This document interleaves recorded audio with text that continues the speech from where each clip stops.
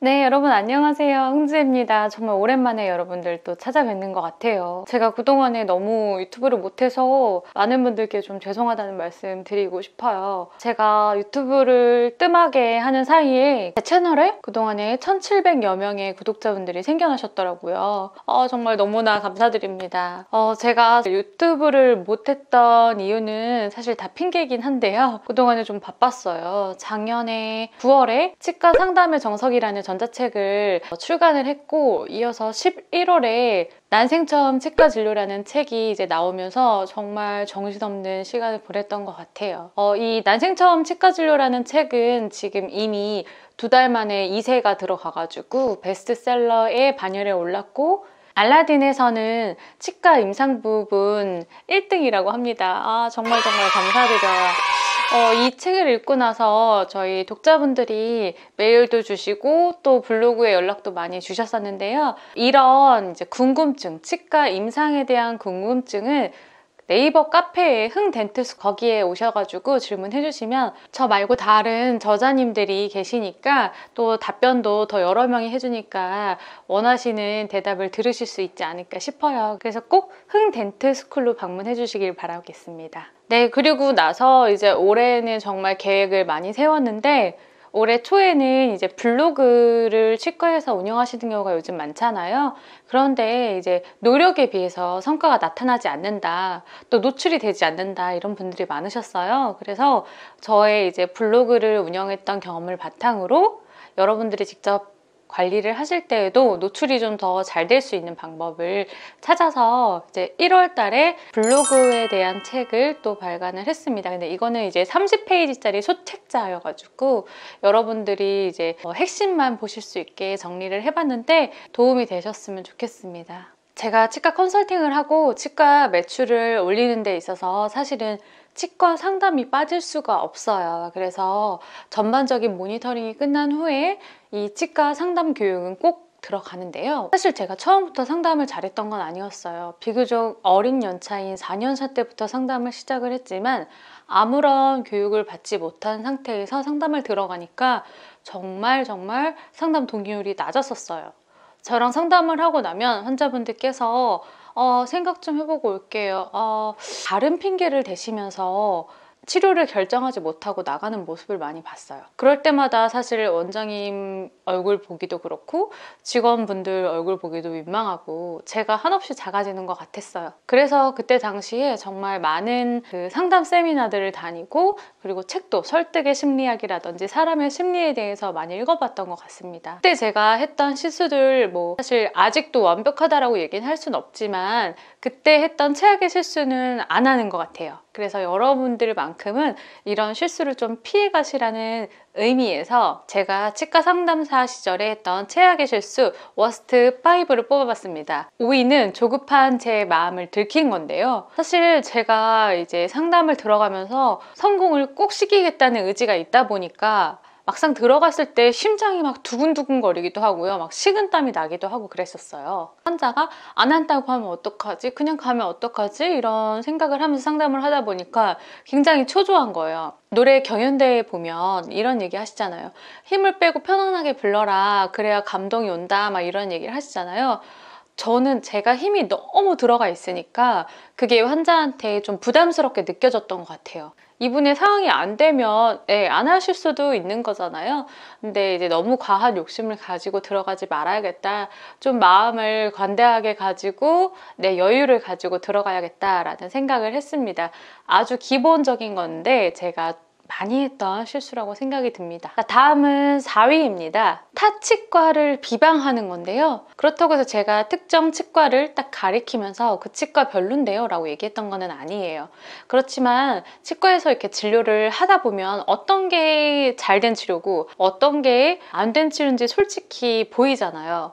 근데 예를 들어서 신경치료를 어딘가에서 하고 왔는데 와, 그 신경치료를 한 걸 보니 참 미흡하다, 혹은 어딘가에서 이제 보철 치료를 하고 왔는데 보철이 잘 맞지가 않는데 이걸 어떻게 이렇게 세팅을 해드렸을까? 이럴 때가 있단 말이에요. 그러면 이럴 때 예전에 초보 시절에는 저희 치과가 진짜 잘한다는 거를 제가 알고 있으니까 자랑하고 싶은 마음도 이제 깔려 있었던 거죠. 이거 치료 어디서 하셨어요?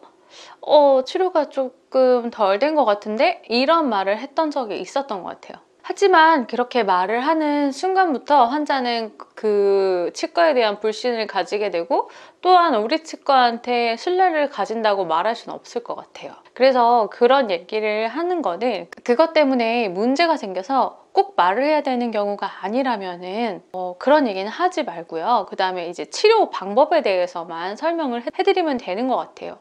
혹은 이제 제가 했던 실수는 아니지만 제가 모니터링을 하게 되면 원장님들께서 이렇게 아말감 치료 해놓으셨는데 다음부터는 이 아말감 안 좋으니까 절대 하지 마세요 라고 얘기하시는 경우를 사실 봤어요. 그런데 환자는 지금 상황이 그 아말감을 다 제거할 수가 없는 상황인데 그 얘기를 들었다고 생각을 해보세요.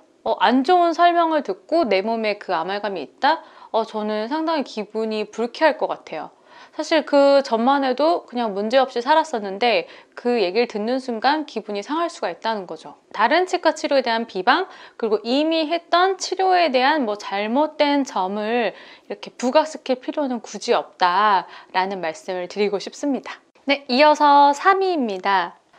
그게 아니라요.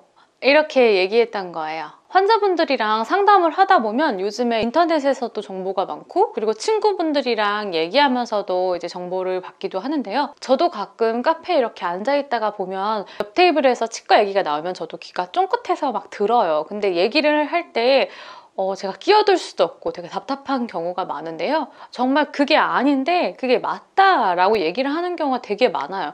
그 맞다라고 얘기하시는 분이 얼마나 주장이 강하신지 제가 들어도 정말 그런가? 라고 생각할 때가 있을 정도로 친구분들이 나중에는 다 동화를 하시면서 그렇구나, 그런 치과 정말 가면 안 되겠구나 이런 얘기를 하시더라고요. 그런데 제가 치과 상담을 할 때도 마찬가지예요. 예를 들면 이거 스케일링 하면은 이 다 갈린다는데 안 하는 게 낫지 않아요?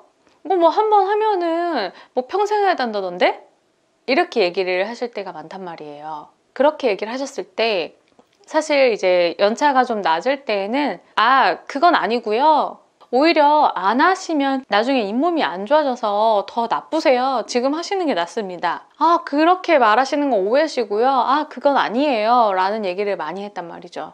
그런데 본인이 얘기한 것을 바로 반박하기 때문에 무안할 수 있어요. 그렇기 때문에 우리는 아무리 환자분이 잘못된 정보를 이야기를 하셔도 그렇게 생각하실 수도 있습니다. 네, 많은 분들이 그렇게 얘기를 하세요. 제가 여기 한번 보여드릴게요. 이렇게 말씀을 드리고 그 얘기에 대해서 무안하지 않게 부드럽게 넘어갑니다. 그런데 이 부분도 습관적인 부분이라 내가 스스로 부정적인 언어를 많이 사용하는지 모르는 분들이 더 많아요. 그래서 이 내가 정말 부정적인 얘기를 많이 하는가를 보기 위해서는 꼭 모니터링 해보시는 것, 본인의 녹음을 하시든 본인을 영상을 찍어서 피드백 해보시는가 해서 나의 잘못된 습관을 스스로 한번 느껴보시는 게 가장 중요한 것 같아요. 자, 이번에 2위입니다. 제가 이렇게 돈 얘기를 하는 거를 되게 어려워했어요.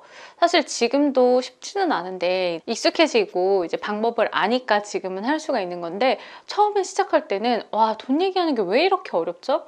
그리고 제 머릿속에 이 치료가 비싸다는 생각이 딱 박혀 있으니까 내가 이 말을 하면 저 사람도 되게 부담스러울 거야 라는 생각을 하는 거죠. 그래서 치료 비용을 마지막에 깔끔하게 마무리를 못 짓고 그냥 끝내다 보니까 환자분은 내가 이제 얘기한 대로 이거 할인을 해주기로 한 거구나 라고 생각하시는 경우도 있고 못 들은 경우도 있고 그러니까 보험 치료비 그냥 해준다고 했는데 라는 얘기를 하신다거나 무슨 얘기야 나 이거 이렇게 깎아주기로 했는데 라고 앞에 데스크에 나와서 코디네이터 선생님들한테 얘기를 하는 거죠.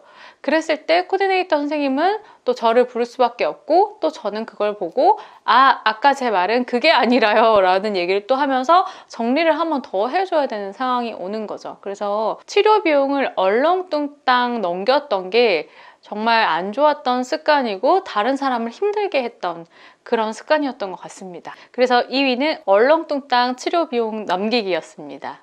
네, 대망의 1위 두구두구두구 1위입니다. 제가 상담 동의율이 낮았었다고 말씀을 드렸었잖아요.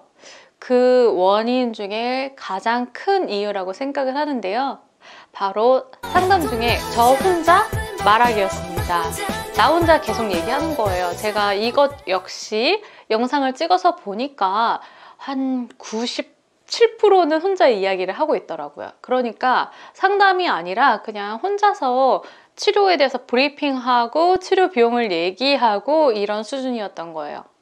그러니까 그 환자가 무슨 생각을 하는지를 제가 들어볼 마음도 없고 그게 그래야 되는지도 몰랐던 거죠. 그래서 상담에 있어서 가장 중요한 건 우리 상대방, 그러니까 환자가 어떤 생각을 하는지 아는 게 되게 중요한데 제가 혼자서 정말 제가 처음에 그 영상을 보고 얼마나 충격적이었는지 몰라요. 이런 공부를 해보니까 이런 질문을 던져라 이런 얘기가 되게 많았었는데 제가 질문은커녕 정말 혼자 말하고 있더라고요. 그래서 아무래도 환자는 내가 이거 하려고 온 게 아니라 이런 사정이 있는데 이런 말도 못하고 이 앞에 있는 사람이 말을 막 열심히 잘하긴 하는데 관심이 없고 내가 치료받을 건 저게 아니고 뭐 이러다 보니까 실패를 했던 거라고 생각이 듭니다. 그래서 이 환자와의 소통, 이게 가장 중요한 것 같아요.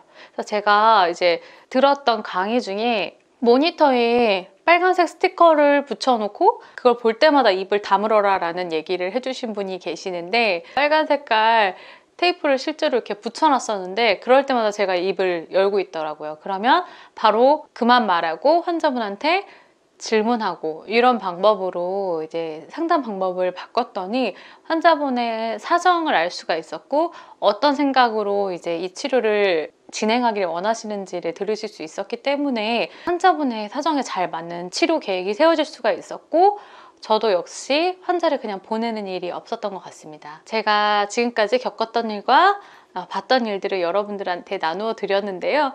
여러분들은 어떠신가요? 댓글로 여러분들의 의견 남겨주시면 다음 컨텐츠 발행할 때 더 힘이 될 것 같습니다. 그 의사분들의 상담 역시 모니터링을 많이 하기 때문에 다음 편에는 의사들이 하는 가장 최악의 실수 워스트 5를 준비하도록 하겠습니다. 여러분 다음 주에 또 만나 뵙도록 하겠습니다. 감사합니다.